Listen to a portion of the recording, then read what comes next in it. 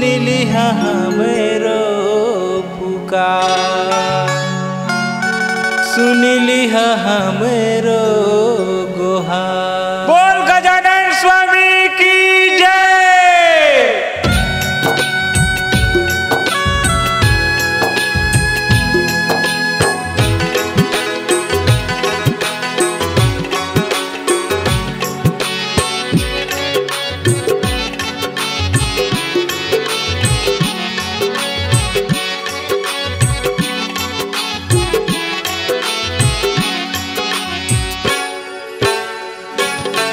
गौरी के ललना हो न्योता भेजती हो तोलना, गौरी के ललना हो न्योता भेजती हो तोलना।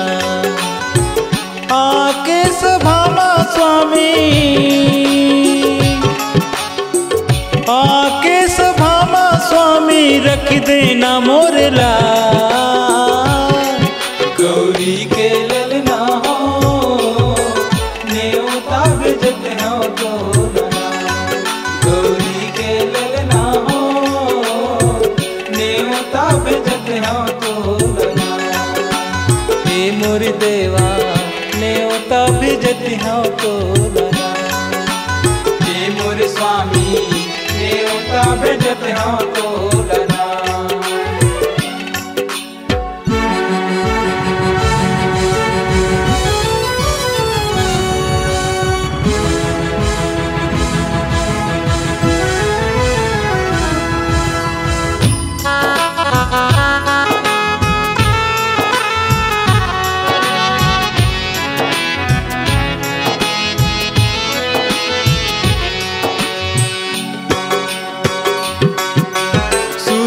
उठ के बड़े बिहनिया तोरे गुण लागा था, तोरे च गुण लागा था गजानन, तोरे च गुण लागा था। फूल आरती लेके स्वामी डोले नगाड़ा बजा था, डोले नगाड़ा बजा था गजानन, डोले नगाड़ा बजा था। आके सभामा स्वामी, आके सभामा स्वामी रख देना मोरला। गौरी के ललना हो न्योता भेजती हो तोलना, गौरी के ललना हो न्योता भेजती हो तोलना। हे मोर स्वामी न्योता भेजते हो तोलना।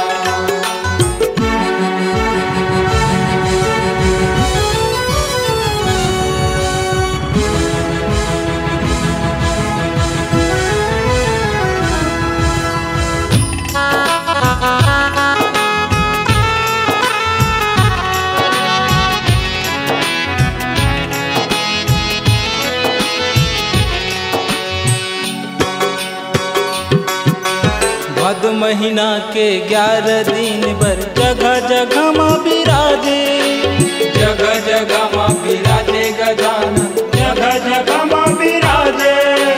गाँव गली और शहर पहर माँ गूंजे जय जयकारे, गूंजे जय जयकारे गजानन, गूंजे जय जयकारे।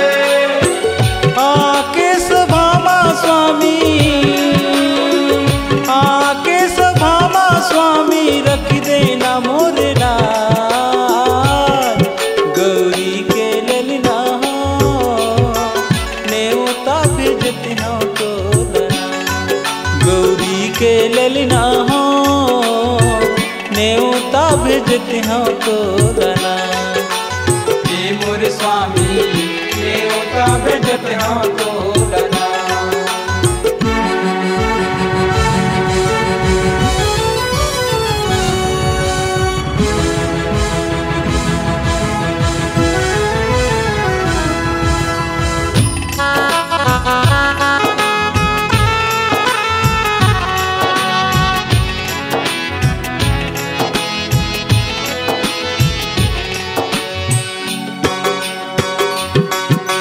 अद्भुत हवै तोर महिमा संत करे निज सेवा, संत करे निज सेवा, गजानन संत करे निज सेवा।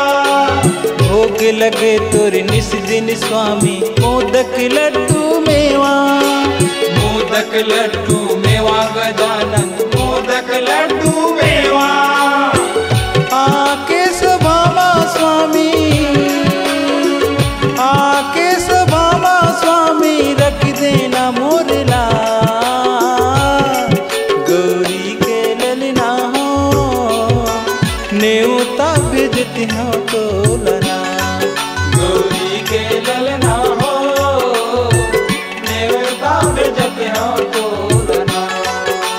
हे मोर देवा न्योता भेजती हो तो लना। हे मोर स्वामी न्योता भेजती हो तो लना। हे मोर देवा न्योता भेजती हो तो लना। हे मोर स्वामी न्योता भेजती हो तो लना।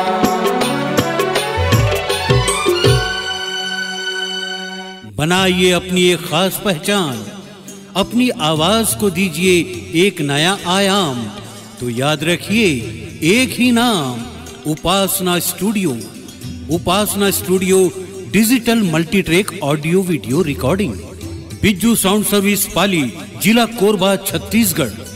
Mobile number 9340823283।